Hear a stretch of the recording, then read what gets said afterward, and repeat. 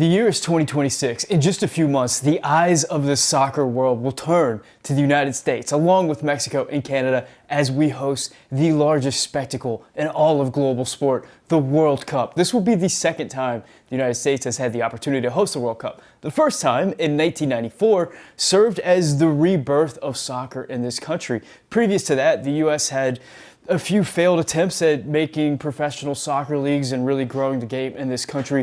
1994 served as that reintroduction of the game to this country, an opportunity to start a professional league, to pay national team players, to really take the game seriously in this country once again. And I think that's why so many people are excited about 2026, because of the infrastructure that now exists in this country. We have pathways to professional soccer in this country that they could have only dreamed of in 1994. Now, I think it's fair to say that soccer has absolutely arrived in the United States. I've seen stats that say it's the third most popular sport. I've seen it say it's the fourth most popular sport. More people are watching soccer in the US than ever before. But I think I speak for everyone watching this video whenever I say it's not enough. There's so much more opportunity for growth in the game in this country. 2026 could be that catalyst. It could be the thing that inspires the next generation of soccer players, makes the academy systems overflow, takes the US from a perennial top 20, top 50 national team up into the top 10, up into the top 8, grow MLS, make the domestic league in the United States one of the most important leagues in the world, certainly one of the most important leagues outside of Europe. That's what's at stake for the 2026 World Cup. And a lot of it depends on how the US actually plays and how they finish in this tournament. That's an awful lot of responsibility. And to their credit, US Soccer is not taking that responsibility lightly. They went out and found the most expensive national team manager in the history of the program. It's certainly the most decorated manager in the history of the program. Mauricio Pochettino has coached teams at the absolute highest level of the game. He's coached some of the best players in the world. He's coached in some of the biggest competitions in the world. He certainly has the pedigree to be undeterred and undaunted by the enormous stakes for this particular World Cup. However, it hasn't been smooth sailing with Mauricio Pochettino. Early in his tenure, it was pretty rough watching the U.S. men's national team. The results were not very good. So much so that a lot of people were questioning what was the point of going out and signing this guy? Is he just getting fat and happy on his enormous payday? Is he even paying attention? Well, fast forward a few months and Mauricio Pochettino has this national team rolling, and he's done so by challenging just about everything that we thought was true about this national team. He's challenged the culture. He's challenged the regular players. He's challenged the idea of regular players. He's went out and he's looked for depth, and he's found it in places that we really didn't expect. So much so that there's a lot of competition for this roster in a way that I don't think myself or many other U.S. men's national team fans were expecting to be so. I think there's going to be some major surprises, and that's what we're going to be breaking down in this particular video. Hi, my name is Sam. Welcome back to the Yank Report. Today we are discussing the 2026 U.S. men's national team roster that Mauricio Pochettino is going to select for the World Cup. And caveats, caveats, caveats. This is not going to be who I think is going to be on the roster come the World Cup. This is not going to be like projection, hey, when this guy is healthy, he's going to be playing at this level. This is right now, if the World Cup was today, these are the players I think Mauricio Pochettino would take. Now, without further ado, let's start with the goalkeepers. My, oh my, what has happened to the U.S. men's national team goalkeeper pool? A position with so much legacy. I mean, Tony Meola, Casey Keller, Brad Friedel, Tim Howard, some of the absolute best players that ever play for the national team took up the goalkeeper position. It seemed like a spot where the U.S. would always dominate. Well, 2026 has come around, and that is not the case. We have Matt Freese, we have Matt Turner, and the third goalkeeper I'm going to go with right now is Jonathan Klinsmann. Now, who's going to start is a tough conversation.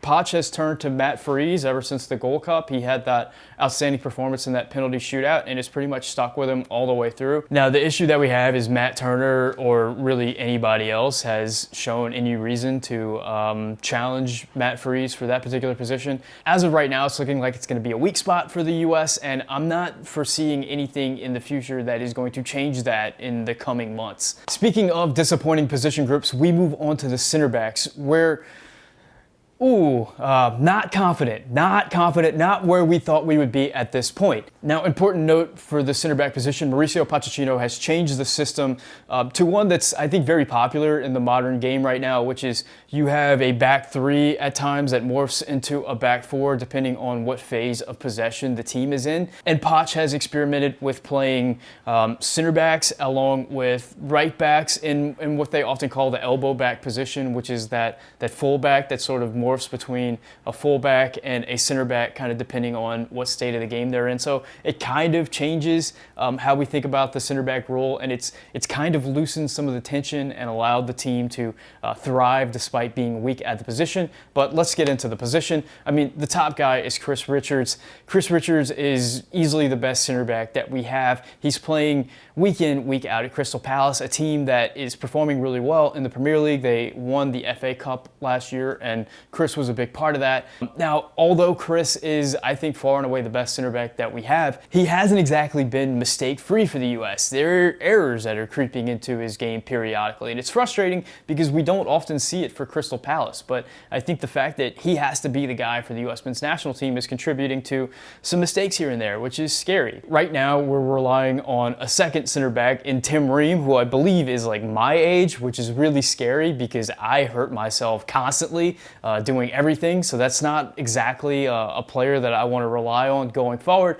But unfortunately, the development of the center back position has not been very good. And although we've given a lot of players a lot of opportunities, nobody has really stepped up. And there's been injuries along the way and guys who aren't, who haven't been available for the call-ups. But most recently, the guys who Poch seems to be experimenting with the most are Miles Robinson and Mark McKenzie. Of the two, Mark McKenzie just feels like he should be the guy. He feels like he has all the calling cards of being a great center back. But unfortunately, whenever he's on the field, I never feel like I get the quality and possession that he's supposed to have. I never really see it play out for the national team. His defensive gaffes, I think, are legendary at this point. He's scary when he's out there. And Miles Robinson, to his credit, I think he's been okay at the center back position for the U.S.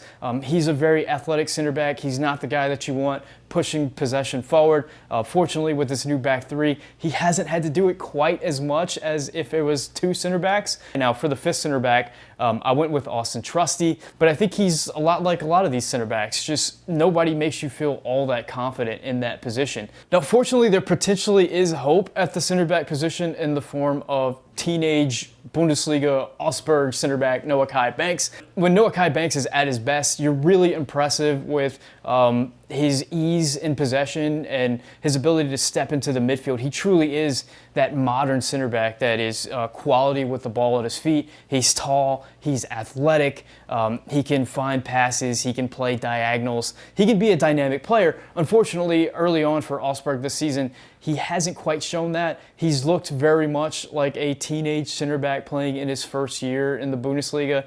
And I think the scariest part about his game at the moment is his sloppiness, really doing the meat and potatoes duties of being a center back, really defending, picking up runners, defending guys one-on-one. It hasn't quite been there. If you're a big Noah Kai Banks fan, I think the biggest rebuttal is the other center backs outside of Chris Richards and maybe Tim Ream are just not inspiring you with a lot of confidence anyway. It's just a matter of whether or not he can develop that actual winning balls in the air, being a tough, hard-nosed center back by the end of the season. It looks like there's a lot of injuries at the Augsburg center back position, so he's going to have his opportunities, but man, clock is ticking and he needs to show out. Now, the fullback position is suddenly incredibly interesting. It's become one of the deepest positions that we have on the national team. I think the two incumbents, Serginho Dest and Anthony Robinson from 2022, you would have expected to be, no question, progressing and moving forward and being the guys in 2026, but not so fast. Now, Anthony Robinson in the last 4 years has progressed immensely. Last year, he had one of the best seasons of any left back in the Premier League. And if you're one of the best left backs in the Premier League, that means you're one of the best left backs in the world. Unfortunately, he's been dealing with a crazy injury that had him miss already most of this season. He's just gotten back and he's been slotted immediately back into the lineup. I just watched him play Liverpool. Whenever it comes to Serginho Dest, that's a bit of a more interesting question. Now, whenever you look at the changes in role for this particular national team, Serginho Dest was so important in the previous cycle because of his ability to progress the ball from the defense to the attack and move the ball from the mid to the final third. In this particular setup, that's not as important for the fullbacks to do. And I think that we have some players in place that are a little bit more comfortable with that role. So it's not quite as vital that we have Serginho Dest on the field doing that. In fact, what's I think more important in the fullback role under Mauricio Pochettino is what's done in the final third. And that's always been Serginho Dest's biggest weakness as a player. Now, the other players on the list are Max Arston, the left wingback, who's come in and done an immense job of filling in as the deputy for Anthony Robinson. And I think really shown his skills in the final third. That's the best part of his game. And on the right side, we have Joe Scally, who just recently made his return. I think what makes Joe Scally really interesting is he can play that elbow back position. He does it for Borussia Mönchengladbach. I think this is a really interesting position to watch because Joe Scally might be one of those guys on the outside looking in, considering we have a potential phenom on our hands in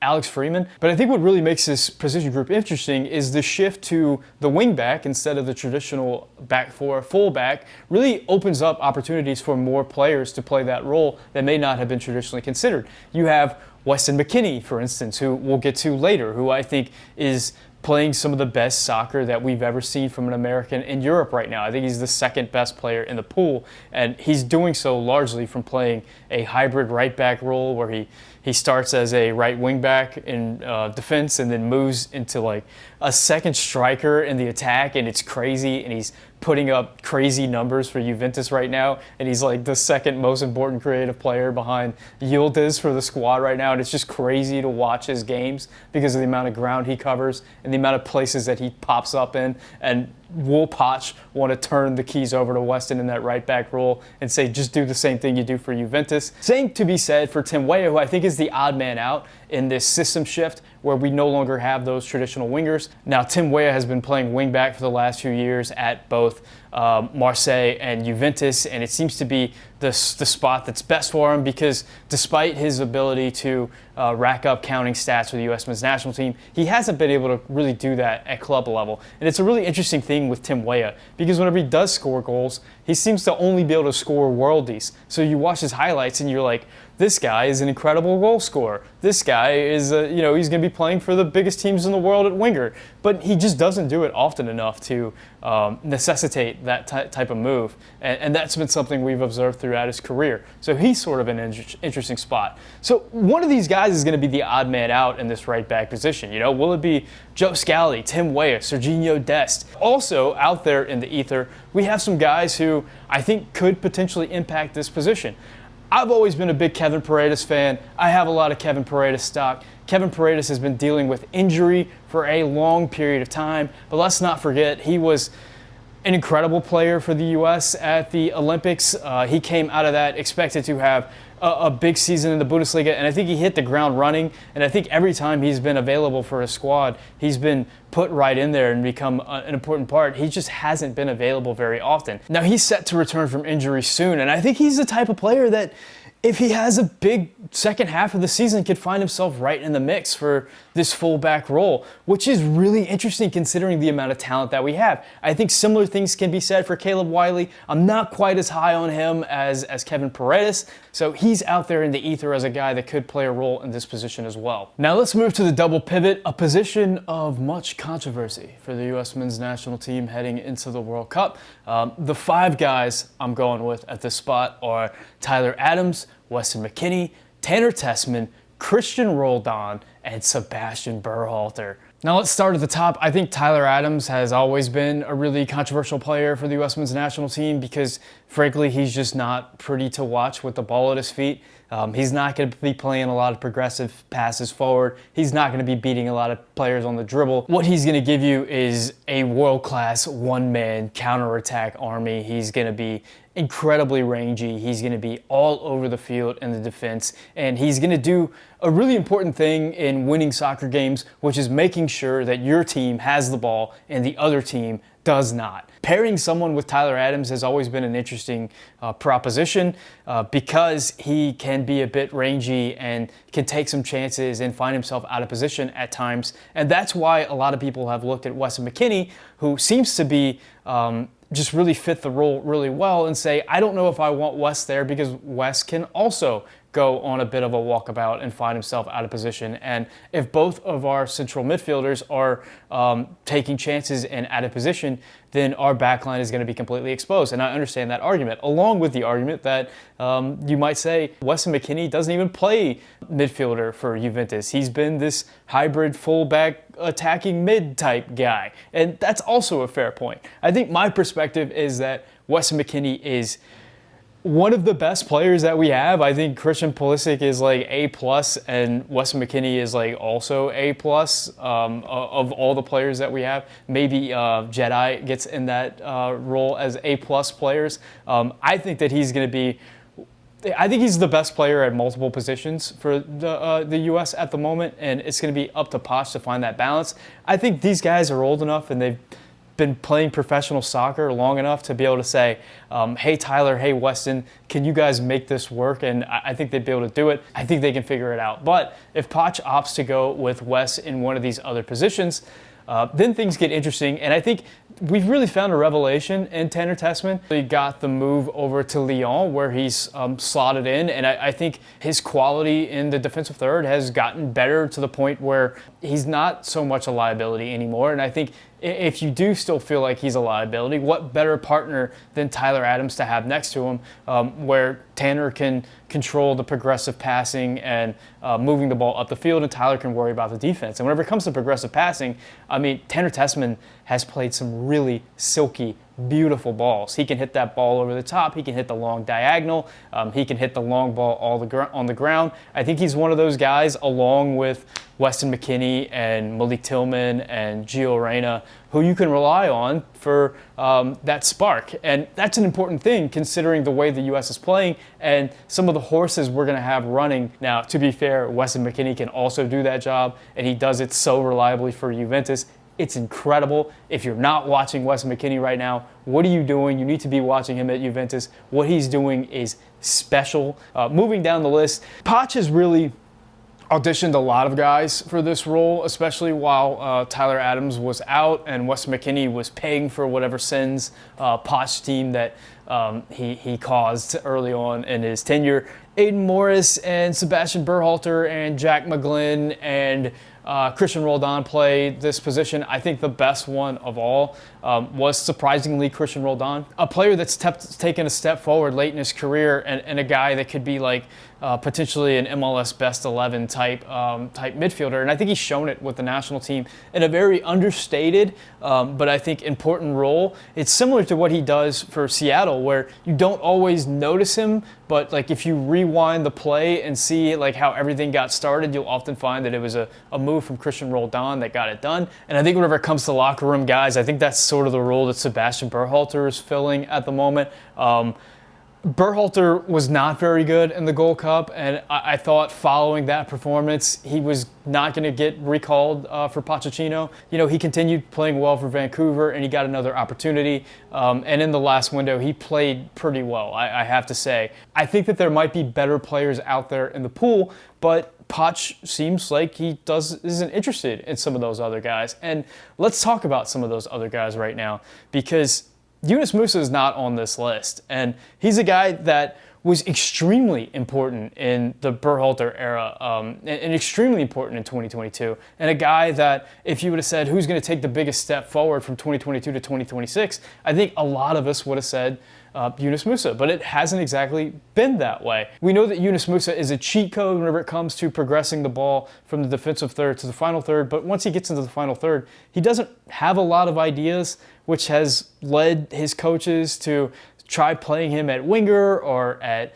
right back or right wing back, just trying to find a spot where it makes sense to have him on the field. And he's just not shown that he's a complete enough player to make it make sense. Now, he's gotten the move over to Atalanta. He hasn't gotten a lot of minutes there. It seems like maybe he's starting to creep into that 11. I still very much believe in Yunus Musah. If you ask me, would I rather have Sebastian Berhalter or Christian Roldan than Yunus Musah, I would take Yunus all day. But I think he still has a long way to go with Poch. I think not coming to the Gold Cup for personal reasons was something that Poch apparently did not like, and it's become an obstacle that Yunus has to overcome, and he hasn't made himself undeniable with his play at Atalanta so far. Similar conversation for Johnny Cardoso. I think on paper you look and say, oh, the U.S. have a guy for Atletico Madrid that's getting some minutes here and there for that club. Yeah, certainly he's going to be an important player for the World Cup, maybe even a starter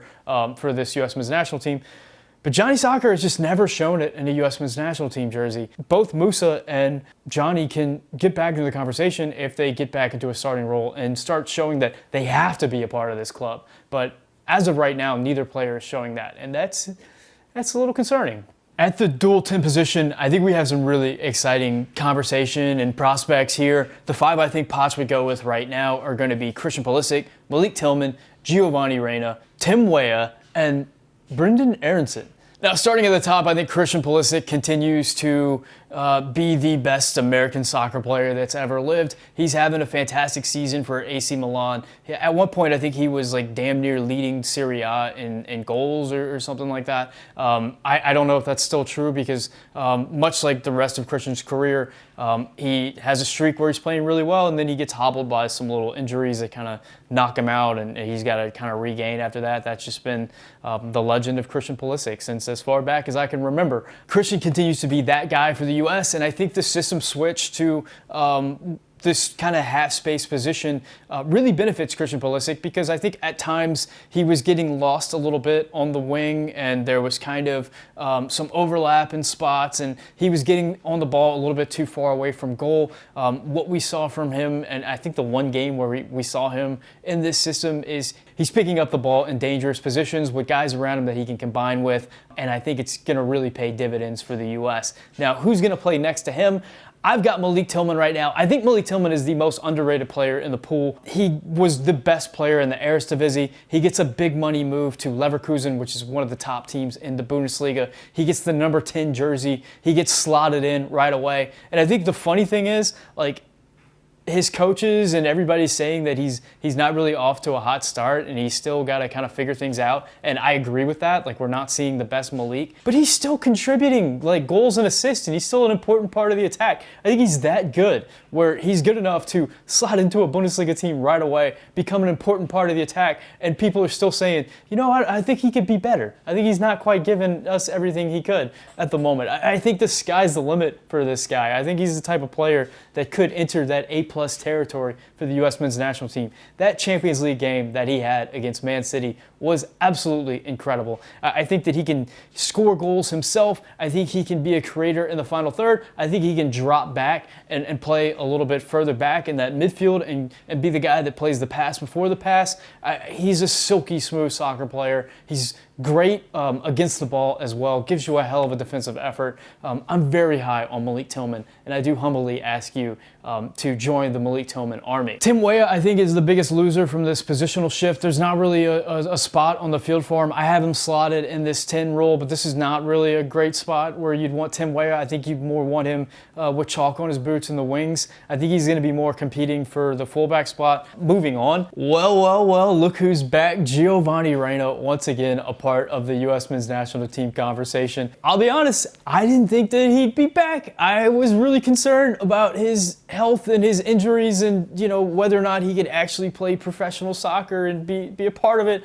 But he's back at Borussia Mönchengladbach. He's not off to a hot start. He's kind of working his way into the club. The coaches said that his fitness needs to get better, and it is getting better, but you can see the quality when he's on the ball. He came back into the national team fold. He got the start, and he dominated a game. I think he showed that even though he may never live up to the potential that we hoped he'd have whenever he was, a teenager dominating the Bundesliga with Erling Haaland, he's still one of the best players for the U.S. men's national team. Now, he does have his faults. There is some issues in defense with him, but I think he still is one of the best 26 players for the U.S. men's national team. The last guy I'm going to go with is Brenden Aaronson, and Brendo's a guy that I haven't always been a huge fan of Brendo. He's got a really interesting career. I feel like he's the type of guy that is very good for a specific type of play style, but isn't exactly the type of play style that the U.S. have. But like, he is the roach of the U.S. men's national team. You cannot kill him. Brenden Aaronson is inevitable, and he's shown that for the U.S., and he's shown that at club as well. I mean, this is a guy that is starting for Leeds on a regular basis in the Premier League. That I think he's got like 4 or 5 goal contributions already. He continues to be a starter. He's winning like Player of the Week awards. And this is the same guy that, honestly, one of the more inexplicable decisions that Poch has made in his tenure was just kind of shunned for the Gold Cup. He came in for the Gold Cup as a Premier League player, and Poch was just like, we don't really need it from you. He barely played him. And this is at a level where you'd expect Brendo to dominate. I thought that after Poch denied him minutes at the Gold Cup that we wouldn't see Brendo more for this cycle, but Brendo did what you gotta do. He went out there and he earned a spot in his club, and he's become an important player for that club, and week in and week out he's getting highlights. He just scored a goal against Man United. If you score a goal against Man United in the Premier League, you're probably going to make the U.S. men's national team roster, at least in this moment in time. Now that brings us to the snubs at this position, and this is one that I had to wrestle with a lot because I really had to think, who would Poch bring in this situation? And I decided to leave off Diego Luna. I don't know that he quite has a spot in the 26. Diego Luna, he didn't have the most impressive season in MLS last year, and with the national team, I think he continues to show promise, but there's still a lot of holes in his game. There's a lot of moments where like you feel like Diego Luna, the creative, technical player, would be able to like make a pass there or fit in a ball, and he's just not able to do it. But then there are also moments where he's able to pop up and do something unexpected. He's a really interesting player. I feel like he does need more development, and it'll be really interesting to see what happens with him in the transfer window, whether Real Salt Lake decides to pay him a bunch of money or if he goes elsewhere. I think there's a lot of suitors for him. But for the moment, I think he's the odd man out for this 26. Now, finally, we get to the striker position, and this is a position I think that warrants a lot of discussion. Now, I think Flo Balogun is the unquestioned starter, and if he's available, play him as much as possible. I think he's shown his dynamism, his ability to get in behind, his ability to defeat players off the dribble, his ability to just create that window of space in the final third in order to get off a shot or a cross, combined with other players. He's just the most perfect player for that position in this particular system. But behind him, it gets really interesting. Ricardo Pepi has had a really weird season. I think I need to make an entire video just dedicated to Ricardo Pepi because he's just at a really interesting moment in his career. He's been injured for PSV, and he's also kind of got passed up for starting time for a converted midfielder who's now playing striker, but he's also playing striker, but he's also scoring goals at a crazy rate in the Champions League and at the club level, but he's not getting those starting minutes, and it's kind of weird. I think he's more and more getting starting minutes, and they just turned down a massive bid for him from Fulham, so he's definitely in the plans for PSV moving forward. But he seems like he's the number 2 striker. We haven't seen him play for the U.S. very much recently because of his injury. He's a guy that I would love to see out there, love to see get minutes. He's a guy that I don't know if Poch likes him very much. I don't know what the deal is. It's been very interesting. I think he's the second best striker for the national team, but it's not a thing that I absolutely know, which is something I'd like to see proven out as we move towards the 2026 World Cup. The third guy, who knows, man? I would have told you at the start of the year that this would be Josh Sargent, but I think he's kind of proven with his play that he's not going to be the guy that's very reliable. I don't think Poch likes Sargent very much. We've seen Patrick Agyemang, who got just about all the minutes during the Gold Cup and was interesting in that Gold Cup, scored a lot of goals, but also showed some not great ability with the ball at his feet, but has moved to the championship and is immediately scoring goals. I think Poch likes his size and his ability to be a curveball and kind of throw off the defense. Haji Wright came in the last window and scored a bunch of goals. I don't know that I love Haji Wright's game, but you can't deny his output. It's going to be a crapshoot coming down the stretch for who's going to be that third striker, if Poch even decides to take a third striker. I think at the moment, because of the goals that Haji scored in the most recent window, I think Poch would lean that direction, but I'm not sure. Ajiman hasn't been available as of late, so maybe Poch will go back to him as soon as he has the opportunity. What a year for Patrick Ajiman to go from, you know, a college player to like in the conversation for a World Cup striker, scoring goals in the championship. I mean, incredible. So that's my projection on who Mauricio Pochettino would take today if the World Cup was today, based on the players he's been selecting over the last few call-ups. Now, the really interesting part of this video series is this is absolutely going to change.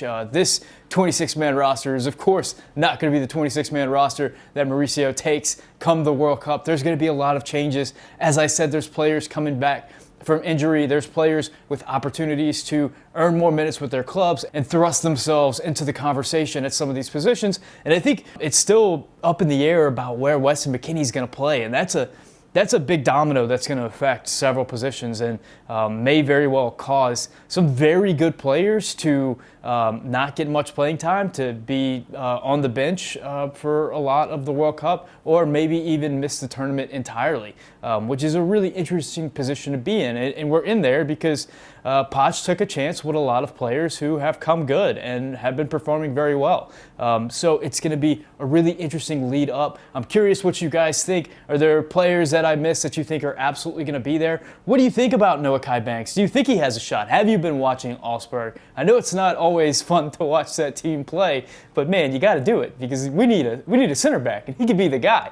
What about, are you guys Kevin Paredes fans? Like, have you been watching him? I know he's been injured for what seems like forever, but I really feel like he can make an impact. Like, he could be on this roster. I know Austin's been playing really well, but I feel like there's an opportunity there for Kevin Paredes some form or fashion. Is there another long shot? Yunus Musa's out there. Can he get back? I'm curious what you think. Let me know in the comments section.